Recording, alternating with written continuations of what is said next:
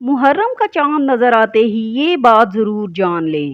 نئے اسلامی سال کا پیغام۔ السلام علیکم ورحمۃ اللہ وبرکاتہ۔ محرم الحرام اسلامی سال کا پہلا مہینہ ہے اور ان 4 مقدس مہینوں میں سے ایک ہے جنہیں اللہ تعالیٰ نے خاص حرمت عطا فرمائی ہے۔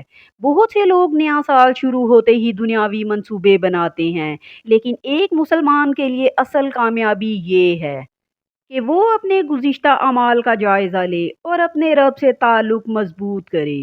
محرم ہمیں یہ پیغام دیتا ہے کہ زندگی کا ہر نیا سال ہمیں موت اور آخرت کے مزید قریب کر رہا ہے۔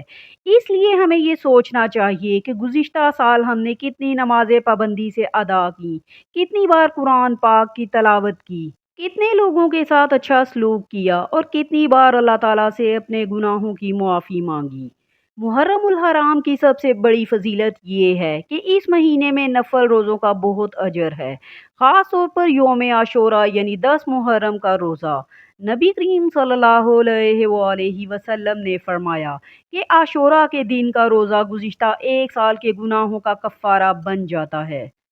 یہ مہینہ ہمیں صبر، قربانی اور حق پر ثابت قدم رہنے کا درس بھی دیتا ہے۔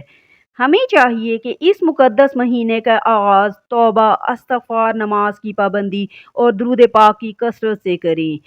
آج ہی یہ نیت کر لیجئے کہ اس نئے اسلامی سال میں ہم اللہ تعالیٰ کو راضی کرنے والے اعمال زیادہ کریں گے، گناہوں سے بچیں گے اور اپنی زندگی کو قرآن و سنت کے مطابق گزارنے کی کوشش کریں گے۔